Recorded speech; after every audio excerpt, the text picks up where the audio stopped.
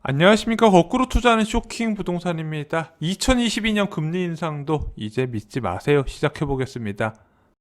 자, 11월 부채 통계가 공개되기 시작했습니다. 제일 먼저 5대 은행 개인 신용대출 추이가 발표가 됐는데요. 자, 11월 기준으로 133.7조 원을 기록을 했습니다.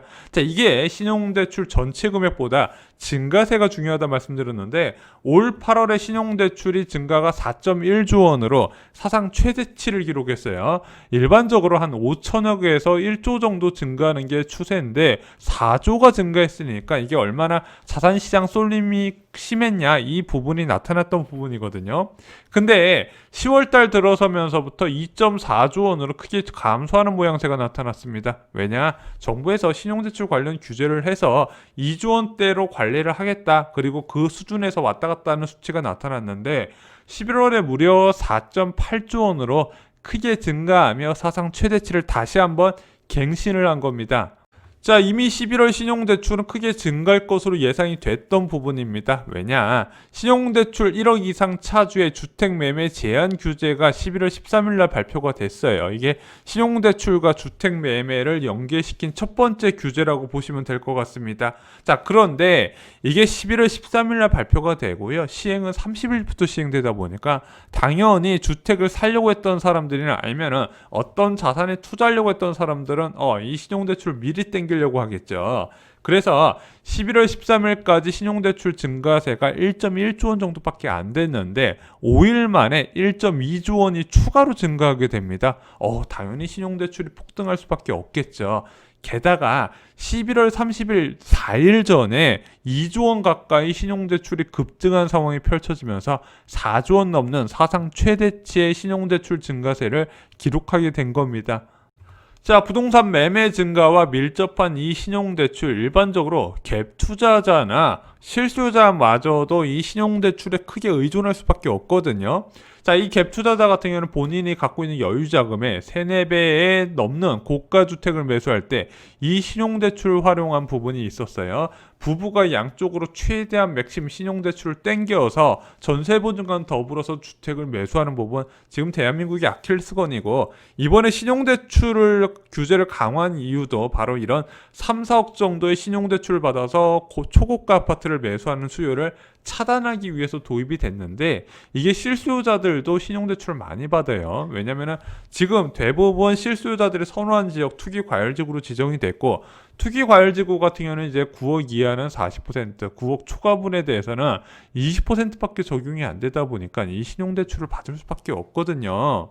그런데 최근에 재건축하고요, 경기도 외곽 지역의 주택 수요가 크게 늘어나면서 갭 투자나 실수요자가 크게 증가했고, 이에 따라서 신용대출이 증가할 수밖에 없는 요인이 된 겁니다. 그래서 지금 11월에 워낙 크게 급등을 해서 12월엔 다소 줄어들어 보이겠지만 내년에도 이 신용대출 증가세는 줄어들지 않을 거라고 보여지는 부분입니다. 자, 신용대출 말고 5대 은행의 가계부채 내역도 한번 살펴보겠습니다. 11월 잠정적으로 집계된 가계대출액이 666조 원이 기록이 됐어요. 근데 전월 대비 무려 9조 4,195억 원이 증가를 했습니다. 이게 10월 달에 집계된 내용의 7조 6천억 원보다도 크게 증가했고, 당연히 9월에 집계된 내용보다도 훨씬 더 큰 수치입니다. 자, 11월에 주택담보대출이 무려 4조 1천억 원이 증가한 겁니다. 물론 10월달 증가폭과 큰 차이는 없는데, 자, 이 내용을 잘 살펴보시는 게 중요해요. 11월달 주택담보대출에 어떤 내용이 포함이 되냐면은 전세자금 대출도 포함이 됩니다. 전세자금 대출이 103조로 전월 대비 1조 정도 증가한 것에 그쳤어요. 10월달 증가폭은 2조 5천억 원이었는데 전세자금 대출이 1조밖에 안 늘었네. 자, 그러면은 주택담보대출은 그대로 있는데 전세자금 대출이 줄어들었어요. 이걸 어떤 걸 의미할까요? 전세 수요의 매매 전환을 나타나게 됩니다. 이 전세금 올려줄 바에 그냥 사겠다, 이런 수요가 크게 증가했고, 이게 가계부채 내역에 들어갔다는 부분이죠. 그래서 지금 세입자별로 나눠지는 거예요.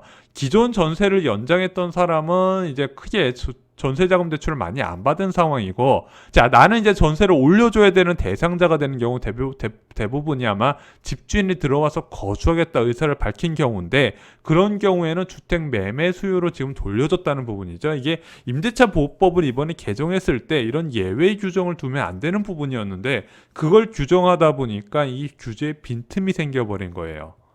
자, 이건 5대 은행 기준이고요. 전체 금융권의 가계대출 증가세가 나타나는 한국은행 통계는 아마 11월 전후로 나타날 거예요. 그거 나와봐야겠지만 제가 볼 때는 가계부채 증가세 정말로 높게 나타날 가능성이 있습니다. 제가 볼 때는 8월 수치를 넘을 가능성이 있어요. 자, 그런데 지금 보면은 지금 7월, 8월, 9월에서 3분기 가계대출 증가세가 30조 원 정도로 증가세가 나타났거든요. 근데 지금 10월 달도 발표가 됐는데 10.6조 원이었고, 지금 11월 달 발표됐는데 5대 은행 가계부채 증가세만 9조 4천억 원 정도 규모가 됐습니다. 그러면은 이금융권이나 기타 은행까지 합쳐버리면은 훨씬 큰 규모로 늘어날 것이다. 그럼 최소 12조 원 잡으면요, 4분기 가계대출 증가세는 31조에서 35조로 증가가 되는 겁니다. 그러면은 전년 동기 대비 대출 증가세가 더 확대된다는 부분이죠. 왜 4분기 가계부채 증가세가 중요한가 말씀드렸죠. 이제 한국의 통화정책에 가계부채가 영향을 주기 때문입니다. 통화정책 점검사항에 가계부채가 처음으로 포함된 게 11월 금통이었어요. 왜냐면은 그 금통이 직전에 바로 3분기 가계부채 증가세가 나타나는데 7% 증가세가 나왔다는 부분, 한국의 경제 성장률에 비해서 워낙 높은 가계부채 증가세는 결국에는 통화정책의 실패의 대표적인 경우이기 때문에 이것을 통화정책에 반영할 수밖에 없다는 부분이죠. 근데 이 7%도 위험하다고 봤는데 4분기 같은 경우는 이 7%보다 훨씬 높게 나타날 가능성이 크다는 부분입니다. 자, 게다가 지금 굉장히 문제가 되는 게 이 전세 가격 급등에 따른 시장 불안은요, 일반적인 부동산 규제로 잡기가 쉽지 않은 거예요. 투자 수요가 막 몰리면서 부동산 가격이 오른 경우에는 이 투자 수요를 때려잡기 위해서 다주택자 중심의 규제를 세우면 돼요. 근데 이 전세 가격 급등에 따른 실수요는 좀 다릅니다. 전세가 급등하면서 실수요자가 매매로 전환하는데, 자, 부동산 시장에서 저금리로 인한 가격 상승 기대감이 높으면서 주택 가격을 계속 올리는 추세에서 실수요자가 매수를 해버리잖아요. 그러면은 매매 가격도 계속 상승해버리고 대출도 증가해버린다는 부분인데, 자, 이 투자자의 매물을 실수요자가 받는 과정에서 상승하는 거는 대책을 내세우기가 쉽지가 않은 부분이에요. 게다가 내년 공급 부족과 겹쳐버리면 더욱더 올라갈 가능성이 크다는 부분입니다. 자, 그러면 이게 정책 당국에서도 애매한 부분이고, 자, 금융 당국에서 굉장히 긴장할 수밖에 없다는 부분입니다. 결국에는 돈의 가치를 하락시킨 것, 금리를 낮춘 부분이 전세 급등을 불렀고요.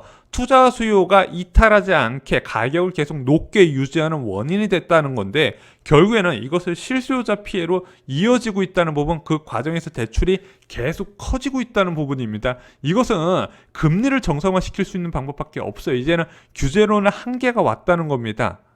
자, 규제를 통한 부채 통제가 가능하다고 믿었던 한국은행도 결국에는 사태의 심각성을 뒤늦게 깨달았습니다. 10월 금통위까지만 해도 가계부채 억제나 자산시장 과열은 거시 건전성 정책, 정부의 규제로 이제 어느 정도 조절이 될 거라고 믿었었거든요. 근데 11월에 그 규제에 대한 기대감이 완전히 사라져버리고, 아, 이거 가계부채 심각하다고 지금 완전히 내용을 180도 바꿨죠. 게다가 금융당국도 신용대출에 대해서 규제의 필요성은 있는데 규제를 못할 것이다, 이런 식으로 뉘앙스를 풀기다가 결국에는 가계부채 급등하니까 뒤늦게 신용대출 규제안이 나왔어요. 그 과정에서 대한민국의 가계부채가 세계적인 수준, GDP의 100% 넘는 사태까지 벌어져 버린 거죠.